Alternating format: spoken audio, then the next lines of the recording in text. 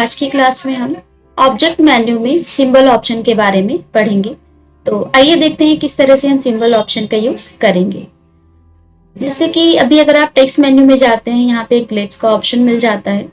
इसमें आप जाते हैं तो यहाँ पे आपको कुछ प्री डिफाइंड कैरेक्टर सिंबल आपको मिल जाते हैं, जिन्हें आप अपने पेज पे इजीली यूज कर सकते हैं। लेकिन कभी कभी ऐसा होता है कुछ सिंबल्स हमें इसमें नहीं मिलते हैं, तो अलग अलग हम काम कर रहे होते हैं, अलग अलग सिंबल्स की जरूरत होती है हमें। तो आप क्या कर सकते हैं, आप यहाँ से खुद का अपना एक सिंबल बना के इसमें सेव करा सकते हैं और जब चाहें आप उसको अपने पेज पे यूज कर सकते हैं। जैसा कि हमने प्रीवियस क्लास में एक ऑप्शन पढ़ा था क्लोन और डुप्लीकेट के बारे में। अब जैसे ये ऑब्जेक्ट बनाया हमने, एडिट में जाके हमने इसका एक क्लोन बना लिया। देखिए यहाँ पे क्या होता है कि आप अगर इसका क्लोन बनाते हैं इस तरह से, तो जब जब आप ओरिजिनल में कुछ भी चेंजेस करते हैं, जैसे हम ये एग्जांपल ले लें, आप जब भी इसमें कुछ चेंजेस करेंगे तो आपके वो सभी शेप्स में होता है, लेकिन ये आपके ओरिजिनल शेप में ही होना चाहिए। जैसे कि ये हमारा ओरिजिनल शेप है, अब इसमें हम कोई भी कलर चेंजेस कर रहे हैं वो सब इसमें हो रहा है, या फिर आप शेप टूल से कुछ भी चेंजेस इसमें कर रहे हो तो बाकी सारे शेप्स में भी हो रहे हैं। तो ये तो हमारा क्लोन है।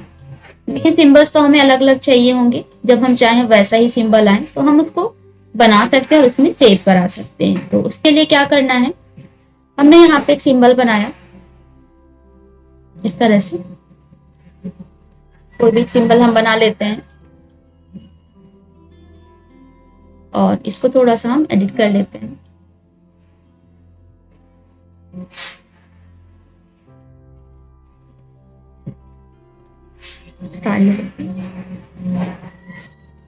और इसको अगर आप सिंबल में सेव कराना चाह रहे हो, जब चाहे आप इस सिंबल को या लोगो को इस तरह से आप यूज करना चाह रहे हैं तो आप यहाँ पे इसको सेव करा सकते हैं। तो सबसे पहले हमें एक शेप बना लेना है जिसको आप सिंबल में क्रिएट करना चाह रहे हैं। उसके बाद ऑब्जेक्ट मेन्यू में आना है और सिंबल पे जाके यहाँ से कर देना हमें क्रिएट सिंबल। और यहाँ पे सिंबल को आप कोई नाम देना चाह रहे हैं, आप यहाँ से नाम दे करके ओके करेंगे। अब आप देख पा रहे हैं इस तरह से हमारा एक सिंबल बनके तैयार हो गया। अब इसमें कोई भी चेंजेस आप करेंगे नहीं होगा, क्योंकि ये हमारा नॉर्मल ऑब्जेक्ट से एक सिंबल में कन्वर्ट हो चुका है।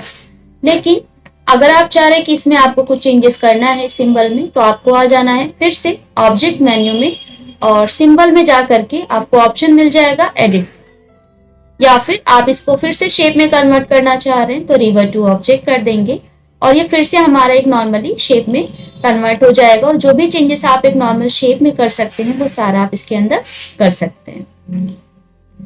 तो फिर से हम आ जाते हैं इसी में। अब नेक्स्ट हम इसको फिर से क्रिएट कर देते हैं, तो ये हमारा फिर से सिंबल में कन्वर्ट हो जाएगा। नेक्स्ट यहाँ पे आ जाता है हमारा एडिट मास्टर। इस पर जब आप क्लिक करेंगे तो यहाँ पे आपको एडिटिंग का ऑप्शन मिल जाएगा। जो भी आपको इसमें एडिटिंग करनी है आप एडिटिंग कर सकते हो और यहाँ से आप इसको डायरेक्टली ही इसको फिनिश भी करा सकते हैं। अब अगर आप इसको सिंबल मैनेजर में जाकर देखेंगे तो यहाँ पे देखिए आपका बनाया हुआ सिंबल स्टोर हो चुका है, पहला वाला भी और दूसरा भी। अब आप इसको जिस भी पेज पे इंसर्ट कराना चाहें, जिस भी पेज पे आप इसके साथ काम करना चाहें, आप उतनी बार इसको इंसर्ट करा सकते हैं। लेकिन आप इसमें कोई भी चेंजेस नहीं करा पाएंगे क्योंकि ये हमारा एक कैरेक्टर सिंबल बन चुका है। तो इस तरह से सिंबल बना के हम उसको सेव करा सकते हैं। नॉर्मल करना है, आप नॉर्मली इसको चेंजेस करना चाह रहे हैं, कुछ बदलाव करना चाह रहे हैं, तो आपको रिवर्ट टू ऑब्जेक्ट पे क्लिक करना होगा, तभी आप इसमें कुछ चेंजेस करा पाएंगे। तो ये था हमारा सिंबल का ऑप्शन।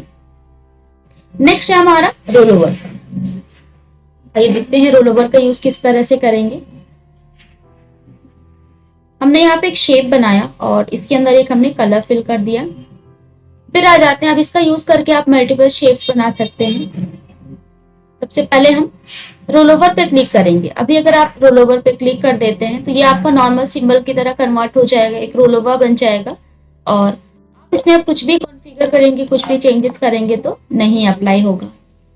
इसके लिए आपको ऑब्जेक्ट मेन्यू में आना होगा और यहाँ से कर देना है extract roll over to object. आप इस पे क्लिक करेंगे तो फिर से ये रोल ओवर से एक ऑब्जेक्ट में कन्वर्ट हो जाएगा और कोई भी चेंजेस आप इसमें बहुत ही आसानी से करा सकते हैं। नेक्स्ट यहाँ पे आ जाता है क्रिएट रोल ओवर।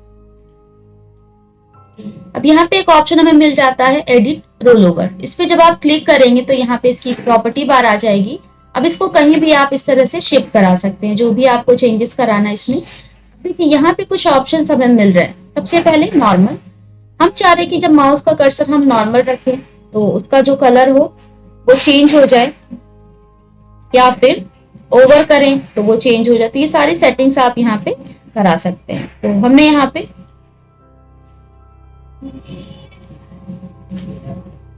सबसे पहले यहाँ से हमें इसको रोल ओवर में कन्वर्ट करना होगा। उसके बाद एडिट रोल ओवर पे गए और ये सारी सेटिंग हमने करी, कलर दे दिया इस तरह से, फिर ओवर पे हमने कलर दिया, इसी तरह से हमने डाउन पे दिए। ये सारी सेटिंग आप यहाँ पे अपने अकॉर्डिंग करा सकते हैं। इतना करने के बाद हमें इसका प्रीव्यू देखना है, तो हमें यहाँ पे direct finish editing roll over का ऑप्शन मिल जाता है। यहाँ से हम इसको फिनिश कर सकते हैं और ये सारे ऑप्शन आपको मेन्यू के अंदर से भी मिल जाएंगे और बाहर से भी। अब अगर आप इसका प्रीव्यू देखना चाह रहे हैं तो आपको रोल ओवर लाइव प्रीव्यू पे क्लिक करना होगा।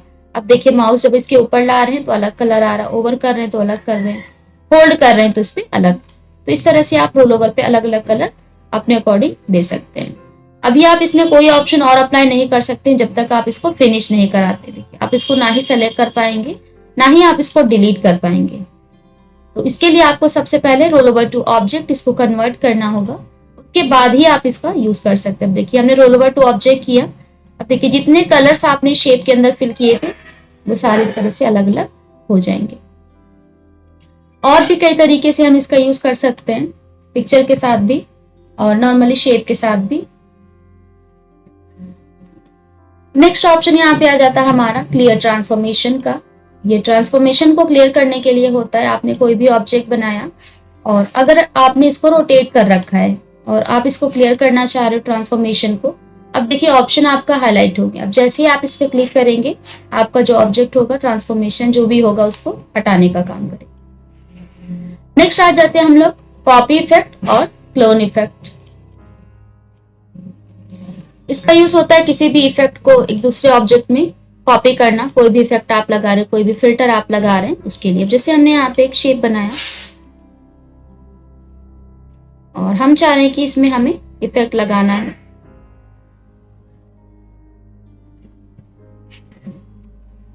कोई भी।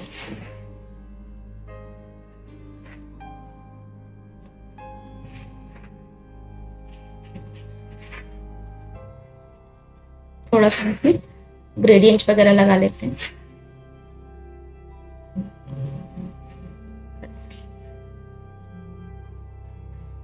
फिर यहाँ पे एक ऑप्शन आ जाता है हमारा ब्लेंड टूल का। हम इसको ब्लेंड इफेक्ट देते हैं, या जो भी इफेक्ट आप इसमें अप्लाई करना चाह रहे हैं वो आप अपने अकॉर्डिंग सेलेक्ट कर लें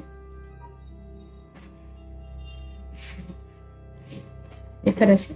तो ये इफेक्ट हमने इस पे अप्लाई किया और यही इफेक्ट अगर हम किसी और शेप में अप्लाई करना चाह रहे हैं तो उसके लिए हम इसका यूज कर सकते हैं। जैसे एक शेप हमने बनाया और ये इफेक्ट अगर आप इसमें कॉपी करना चाह रहे हैं कि हमने इसमें दो ऑब्जेक्ट बनाए थे इस तरह से। अब जिस शेप में आपको चाहिए है उसको सेलेक्ट करेंगे और जहां से अप्लाई करना उसको हमें यहाँ से क्लिक करना होगा। सबसे पहले कॉपी इफेक्ट में आप जाएंगे तो यहाँ पे आप देख पा रहे हैं बहुत सारे इफेक्ट के नाम आपको शो कर रहे हैं। एनवलप टूल है, पर्सपेक्टिव है, एक्सट्रूड है, काउंटर टूल है, लेंस है, बहुत सारे यहाँ पे आपको दिख रहे हैं। लेकिन करेंटली जो भी आपने फिल्टर या जो भी इफेक्ट आपने लगा रखा होगा उसका नाम यहाँ पे शो करे। जैसे कि अभी हमने यहाँ पे ब्लेंड टूल का यूज किया तो यहाँ पे ब्लेंड ही शो कर रहा है। इस पे क्लिक करेंगे और जैसे ही हम इस पे क्लिक करेंगे आप देखेंगे इसकी प्रॉपर्टीज इस पे कॉपी हो जाएंगी, वो इफेक्ट हमारा इस पे कॉपी हो जाएगा। इसी तरह से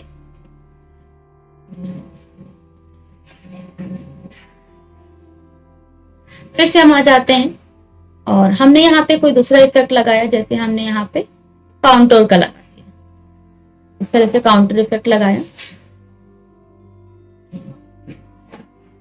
और कोई दूसरा शेप बनाया हमने और हम चाह रहे हैं कि ये इफेक्ट हमारे शेप में कॉपी हो जाए। तो फिर से हमें ऑब्जेक्ट में आना है और काउंटर पे क्लिक करना है। इस तरह से इफेक्ट हमारे इस पे कॉपी हो जाएगा। जो भी कलर आप इस पे अपने अकॉर्डिंग देना चाहें कलर आप चेंज कर सकते हैं।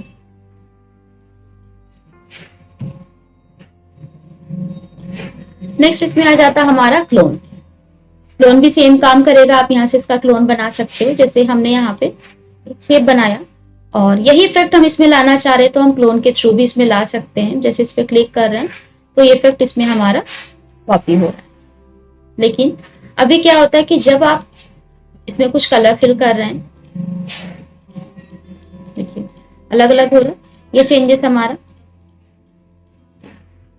तो इस तरह से क्लोन और कॉपी बना सकते हैं किसी भी ऑब्जेक्ट का। ये दोनों ऑप्शन आपके तभी एक्टिव होंगे जब आपने अपने शेप पे पहले से कोई इफेक्ट लगा रखा होगा। ब्लेंड हो गया, एक्सट्रूड हो गया, काउंटर हो गया, शेडो हो गया, कोई भी आप यहाँ पे इफेक्ट लगाए होंगे उसको आप यहाँ पे कॉपी करा सकते हैं। जैसे हमने यहाँ पे शेडो टूल का यूज किया, ड्रॉप शेडो, इस तरह से। अब इस इफेक्ट को आप किसी शेप में कॉपी करना चाह रहे हैं तो हमने यहाँ पे एक शेप बनाया और फिर से हम आ जाएंगे ऑब्जेक्ट मेन्यू पे और चाहे आप क्लोन में जाएं या फिर कॉपी में जाएं, क्लिक करेंगे और जैसे ही आप अपने ऑब्जेक्ट पे क्लिक करेंगे वो इफेक्ट आपका इस पे कॉपी हो जाएगा। देखिए दोनों पे सेम इफेक्ट अप्लाई होकर के आ चुका है। तो इस तरह से हम इस ऑप्शन का यूज करेंगे। अब यहाँ पे एक ऑप्शन आ जाता है क्लियर का। ये जब भी आप फिल्टर लगाते हैं कोई, वहां पे इस फिल्टर का नाम भी शो करेगा, उस इफेक्ट का नाम भी शो करेगा जो भी आपने अपने शेप पे लगा रखा है। अभी जैसे हमने शेडो लगा रखा है तो शेडो का ऑप्शन यहाँ पे हाईलाइट हो रहा है। क्लियर शेडो करेंगे, शेडो को ही क्लियर कर देंगे। तो इस तरह से हम इस ऑप्शन का यूज कर सकते हैं। आगे के ऑप्शन के बारे में हम नेक्स्ट क्लास में पढ़ेंगे।